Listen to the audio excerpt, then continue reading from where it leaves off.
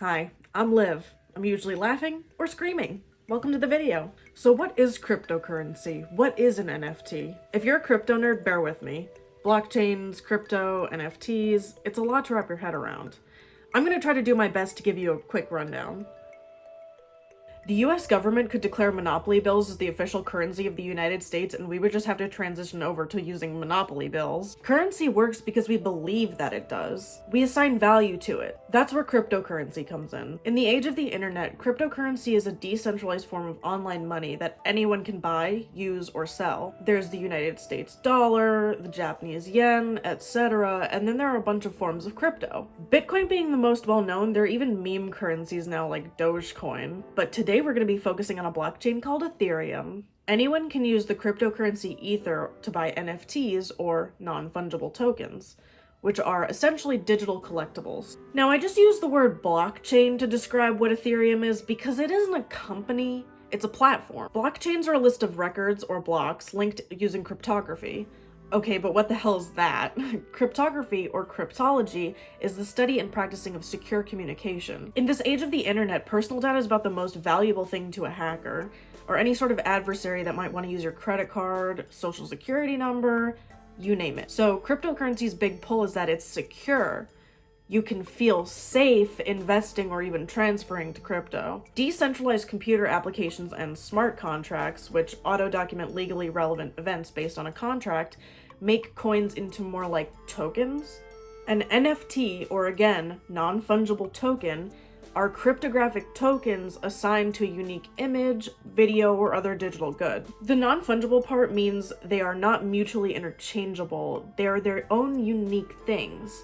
Imagine NFTs as virtual trading cards. Any number of the cards might exist, but do you have your hands on one? What about that super rare holographic card they only made 10 of? Artists and others have been creating NFTs and can dictate how many unique tokens are made based on one thing, usually an image, GIF, or video. It sounds kind of cool on the surface, right? Sounds like someone could actually assign widely recognized value to their work, such that we do with money, so that no one could ever actually steal it from them. Sure, if you're fast enough minting your own work, but no one should have to participate in something that has innate consequences on the environment. What about those artists and content creators alike that don't even get to have a say what happens with their blood, sweat, and tears? For the life of me, I cannot figure out why anyone would make a bot that tokenizes any tweet. Twitter finally stepped in and banned accounts that were stealing tweets in 2015, but art has never had the same luxury. Art theft has been rampant for years, only getting worse and worse as more and more admittedly amazing art saturates the market. My point is, in order to even know whether your hard work has been stolen, you have to go on a hunt. With a bot that tokenizes any tweet, immediately minting it to the wallet of the person who replies with the tag of the bot, anyone can literally own any tweet. The instructions right on the website say exactly that. At the very bottom, there is an option to submit a takedown request, but by the time you notice that someone has stolen your tweet with an image attached, if at all, it could have been sold 10 times over already. It's too late. I'm also pretty sure that the takedown request is a ploy to get your personal information. Since the web host is Amazon/AWS, if you've had anything stolen from you, file a DMC using this link rather than the one on the tokenized tweet website. The takedown page was also ripped right from GitHub. The link is down in the description, by the way, and there are excess reading materials for anyone who's interested. Large and even mid-sized art accounts can get enough interactions on their pieces and tweets that one reply tagging at tokenized tweets could so easily slip through the cracks. And why should it be an independent artist's job to not only create, do their own PR, handle all business and sales related to their work, but also track down their life's work as often as possible just to even find Schrodinger's art theft? Art is taken for granted so often that it's a wonder that artists haven't just given up. I've come close before, and I am no great or well-known artist. I consider myself to still be learning for the most part, but that doesn't mean I don't put real time and effort into all of the art that I make. I'd be fucking devastated if I realized that some rando was profiting off of pieces that I have never made a cent on. Pieces that tore me apart mentally and even physically at times. I know the struggle. I also know how underappreciated such crafts are. There are those who can't even wrap their heads around the possibility that humans are capable of doing more than erasing watermarks from someone else's hard work. Skilled artists have taken years to hone their craft, No one is just automatically a Renaissance painter. Every kind of labor is skilled labor, and digital art goes absolutely unrecognized, often completely hijacked from the person who's the only reason that art came into being. Things are just chaos on Twitter at the moment, with randos tokenizing others' tweets left and right, artists forced into mass deleting tweets with art, and artists mass privating their accounts out of fear. There was no need for it to get this far, but capitalism dictates that it always goes too fucking far. So NFTs being touted as a great way to quantify, claim, and monetize art is bullshit, because they were created with no actual concept of verifying ownership. As far as the blockchain is concerned, you're only as relevant as your dollar being converted to their cryptocurrency is. Because you can mint fucking anything into an NFT, there's no real process for validating identity. Some rando was able to make a bot that could pretty much only be used to monetize other people's thoughts and creations. It was already a fucking jungle, but being able to tokenize, mint, and sell a whole ass tweet before the author even has time to check Twitter that day is fucked. It's also worth mentioning that NFTs are not new, and this has been going on for years. Only now are artists even aware that their art could be stolen this way. The market is skyrocketing with no plan to protect original works at all. It's too late. It's also worth mentioning that you can tokenize anything. So, what about nudes? People are just gonna lay claim to nudes and revenge porn's gonna take off. There's no consideration for ownership here, and that's very important on the internet. In order to even check tokenized tweets and find your work, they want you to download a whole ass crypto browser called MetaMask that acts as a wallet. Meanwhile, your work is sitting in someone else's wallet and waiting to be sold if not already. And them forcing you to download MetaMask is also creepy. I don't want to give you my fucking information just to see if you stole my goddamn art. NFTs, Ether, and the environment. In order to run a proof of work or POW blockchain, you need massive amounts of computational power to mine blocks. Crypto mining is a process set up via computer that creates blocks of transactions to be added to the blockchain. Essentially, proof of work allows validators to leave the work up to the computer. This act of mining for blocks requires the computers to be left on forever, constantly using up energy. The fact that anyone can mine for any amount of cryptocurrency creates competition and causes energy consumption to increase. There is another mechanism called proof of stake that removes mining from the equation. Validators are selected randomly and don't have to compete, so the infinite mining of blocks is no longer necessary. Basically, proof of stake puts the responsibility and work on the validator themselves, rather than requiring large amounts of computation power to make it happen. It relies on the participants being trustworthy and responsible while attesting blocks, rewarding them if they work with the system rather than against it. Obviously, proof of stake is objectively better than proof of work because it takes up a fraction of the energy. Proof of work was historically the most secure way to run a crypto platform, but it has always used up an insane amount of energy. In 2018, Ethereum used as much electricity as the entire country of Iceland. In January of 2019, Ethereum's creator announced a plan to reduce the platform's energy usage to 1% of the current amount. The first step would be to change from a proof of work to a proof of stake model. It is now 2021, Ethereum is booming because of the NFT boom, and people are still mining for Ether on its proof of work mechanism. The founder of Ethereum, Vitalik Buterin, said himself, "That's just a huge waste of resources. Even if you don't believe that pollution and carbon dioxide are an issue, there are real consumers, real people whose need for electricity is being displaced by this stuff." If the guy who literally invented this platform can admit that it's a disgusting waste of resources and energy, those profiting off of NFTs based in Ether need to do something super controversial and shut the fuck up. Now, let me add an asterisk or two to that. If you are privileged enough, like me, to not desperately need the money that NFTs can offer right now, you need to stop using Ether. There are those in other countries that do not have the ability to ship their art. There are people that have no access to any payment system other than something like PayPal, which has insane fees. And then there are banks that leave themselves as the last remaining option for lots of people. Let's not get into how banks stole $11 billion in overdraft fees over 2019. You know, a fee that you have to pay because you have no money in your account. It's fucking predatory. But if the selling of an NFT of your work means the difference between living and dying this week, I am in no position to tell you what you can and cannot do. I just want to highlight the fact that mining Ether and using that as the main currency for NFTs is directly harmful to the environment. And the first to feel those effects are often Black and Indigenous people. Any NFT platform using a blockchain that is proof of stake rather than Ethereum or Bitcoin's proof of work model is acceptably eco-conscious. There are plenty of them, but their volume and notoriety are significantly less. If you want your work to get noticed, it makes sense that you would have to use the environmentally unsustainable TikTok level marketplace. It's not just environmental sustainability that we want out of these platforms though either. We need transparency. We need to know how the energy is getting used, how much is required to run these processes,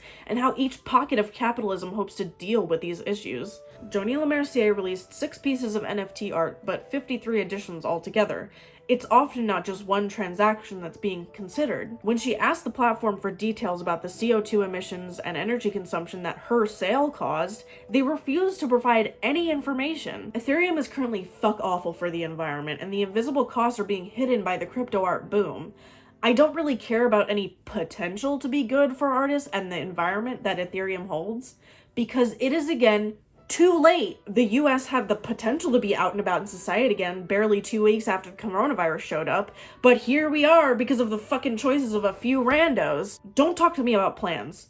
Make the fucking plans a reality. We don't have time to wait. Ethereum was supposed to switch over to a proof of stake model in 2020. It's now 2021, and not only is it still a proof of work system, because of the lack of full transparency, we have no idea when or if they will ever actually implement proof of stake. And those making bank off of this unsustainable model are only interested in sweeping the real concerns under the rug. The CEO of Super Rare, one of the top NFT marketplaces, John Crane, says that CryptoArt.wtf, a website dedicated to exposing the energy cost of each NFT sale, is sensationalizing the issue. He insists that attaching a specific number of energy consumption to each sale is misleading, because the blockchain takes up a set amount of energy. Super Rare uses the metaphor of Ethereum as a train engine stuck on the same speed all day, run by miners who get ether in return. On the same token, though, all of these numbers have to be coming from somewhere, right? Energy consumption is being increased, but by claiming that each individual NFT transaction has nothing to do with it is, in and of itself, insanely misleading. We need to get the idea of personal responsibility through our thick fucking skulls as soon as possible. One person posting an NFT might not be directly causing an iceberg to light on fire, but it adds to the pile. With this crypto art boom being centered around the blockchain Ethereum, mining for ether has no doubt skyrocketed. So maybe the blockchain itself is only using up a certain amount of energy at any one time, and you can think of those massive energy deficient sales as being spread out over time. But the indisputable demand for ether and NFTs right now has and will absolutely increase energy consumption as every local with a graphics card mines the shit out of this proof of work cryptocurrency. For every time an NFT is minted or sold, a new block must validate and record that transaction. Once you create an NFT, it is completely out of your hands. The energy it will continue to consume while stuck on a proof of work model may not be 100% your fault, but there is still blood on your hands. The Earth is suffering. This is indisputable shit.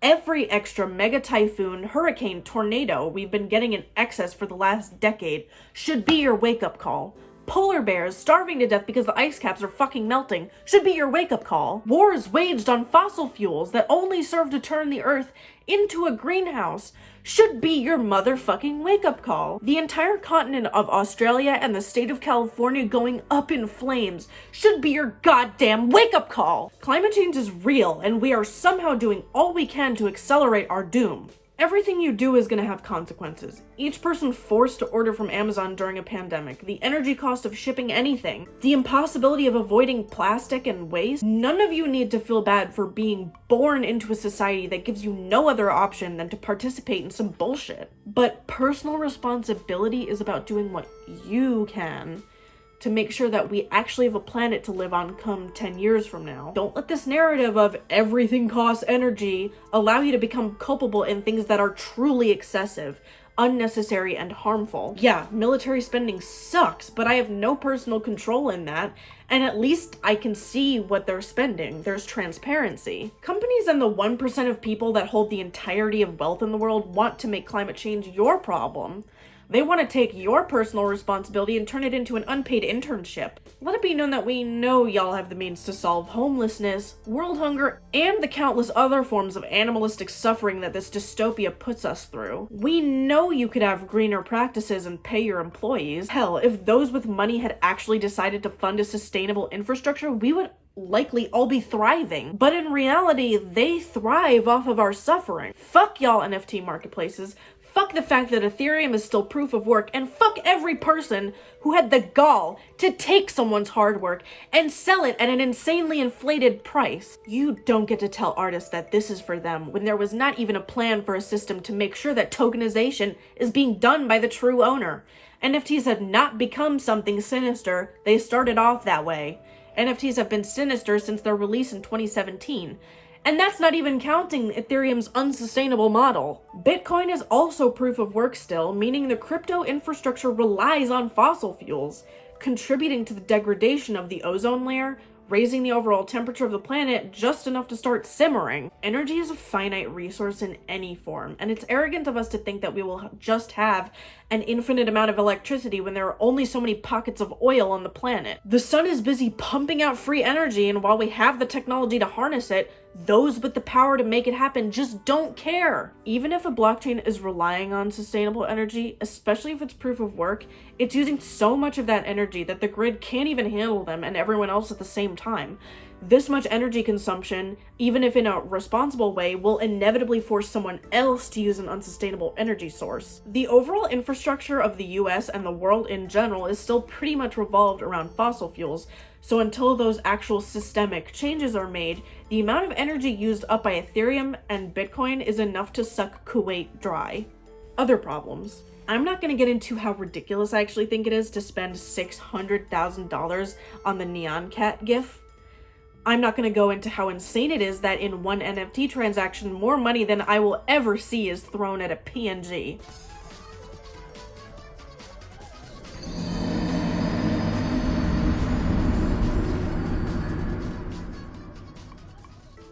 In the end, humans with money will inevitably spend it on whatever makes them more exclusive than they were before. NFTs just feed into that. While I'd love a platform that actually facilitated healthy art commissioning and empathetic behavior, I know that NFT marketplaces are not it. Just like any brick and mortar store, your money is the only thing that means anything. And there's so much money floating around not only NFTs, but crypto in general, that there's no way that this bubble won't outright explode soon. The price of every NFT is so hyperinflated because of the surge of popularity and interest. There's no telling what will happen to people who dumped $500,000 on something just to sell it later, only for the interest to drop down to virtually nothing. People are bound to lose interest in crypto art. The thing is, most people are interested in the act of collecting and reselling, as opposed to buying art. Artists on Twitter attempted to ask everyone to just commission artists if they want to buy something because of how harmful the NFT industry is to them right now. But the reality is that no one even actually wants art. The art is just like a stock in this case, something purely there for people to profit off of. Since the interest lies in the potential for money and not the art itself, I can't see this being a sustainable financial model either. Putting more of a focus on the art than the actual transactions and trading aspect could have helped this, but in the end we know that NFTs were never for artists or even art connoisseurs. Rob Nixon introduces the concept of slow violence in his book, Slow Violence and the Environmentalism of the Poor.